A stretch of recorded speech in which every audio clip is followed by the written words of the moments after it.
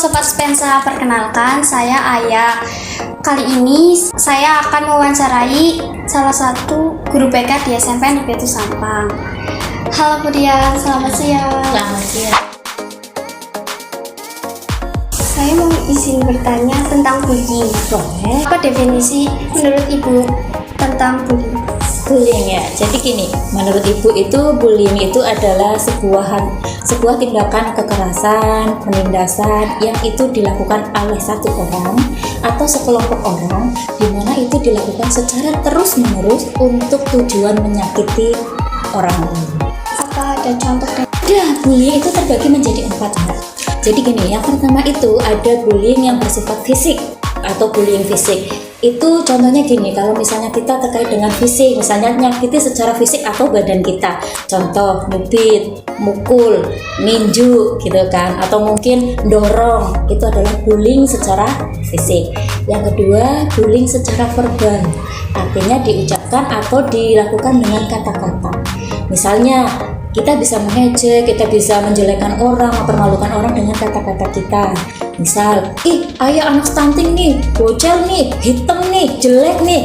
Itu masuknya bullying secara verbal. Yang ketiga, bullying itu ada bullying sosial. Jadi itu biasanya berlaku untuk masyarakat lebih banyak. Misalnya berhubungan dengan orang lain. Misalnya ada anak dipermalukan di kelasnya, terus diintimidasi, diancam, atau bahkan dikucilkan, tidak diajak berteman gitu, itu maksudnya sudah bullying secara sosial. Yang terakhir adalah bullying secara cyber atau cyberbullying.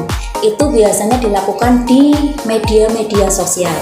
Anak muda kan ya, media sosial itu misalnya lewat WhatsApp, grup WhatsApp, atau mungkin lewat Twitter, lewat IG, lewat TikTok atau apa, misal termasuk mengedit foto, dibuat jelek, terus dipost ulang, itu juga masuk cyberbullying. Apa yang mendorong seseorang untuk melakukan tindakan bullying? Ya, sebenarnya yang mendorong pelaku melakukan bullying itu banyak sekali.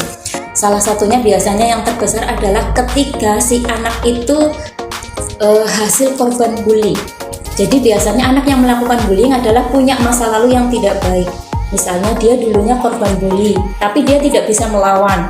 Akhirnya ketika dia punya sedikit kekuasaan, punya sedikit kekuatan atau kesempatan, dia melakukan untuk melampiaskan bahwa masa lalunya itu belum terselesaikan. Bagaimana dampak bully terhadap korbannya?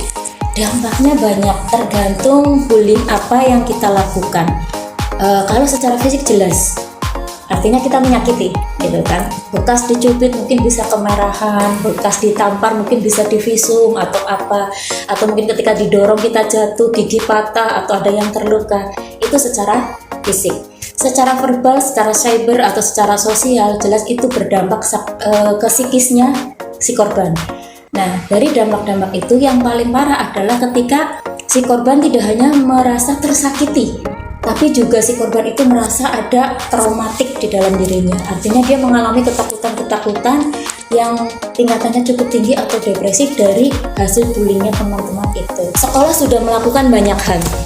Mulai dari kita mensosialisasikan apa itu bullying, apa itu jenis-jenis bullying dan lain-lain yang boleh dilakukan, yang tidak boleh dilakukan.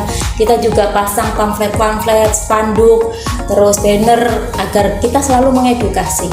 Selain itu juga kemarin ada kan deklarasi anti bullying, terus juga dari bimbingan konseling itu sendiri juga melakukan ada layanan-layanan terkait bullying. Misal layanan klasikal, informasi klasikal, kita sampaikan ke kelas-kelas bahwa apa, ini loh jenis bullying, ini yang nggak boleh dilakukan, ini batasan-batasan ketika kalian bercanda dengan teman seperti itu. Ketika orang tua anaknya mengalami kasus bullying, itu jangan panik dulu. Jangan panik dulu, tapi apa, komunikasikan dengan pihak sekolah ketika kejadiannya itu di sekolah. Karena apa? Dengan mengkomunikasikan itu kita jadi tahu pokok permasalahannya, kasus bullyingnya seperti apa, sejauh mana dampaknya terhadap anak dan lain-lain. Sehingga nanti bisa ditangani dengan lebih baik dengan orang-orang yang tepat. Boleh Brian memberikan pesan pada teman-teman atau Spensa? Sedikit dari saya untuk anak-anak hebat Spensa, anak-anak yang baik, tentang terkait dengan kasus bullying. Yang pertama, tolong pahamilah apa itu bullying, jenis-jenisnya, dan bagaimana batasan-batasan ketika kalian bercanda agar tidak terjadi kasus bullying. Yang kedua, setelah kalian paham, terapkan dalam kehidupan sehari-hari di sekolah. Bercanda boleh, tapi tidak boleh keterlaluan, apalagi sampai menyakiti. Pepatah Jawa ada yang bilang begini, tepak nawak. Mungkin itu cukup efektif buat kalian ketika kalian mau melakukan bullying. Artinya, ketika kalian dicubit sakit, jangan cubit temannya. Seperti itu. Bagi kalian yang mengalami kasus-kasus bullying, tolong kemas dengan bahasa dan dilihat dari sisi yang positif. Komunikasikan dengan kami, Bapak Ibu Guru, atau mungkin dengan saya, Guru BK, untuk mendapatkan penanganan yang tepat bersama orang-orang yang tepat. Baik, sekian video kali ini. Semoga menginspirasi sahabat Spensa ya. Spensa, stop bullying!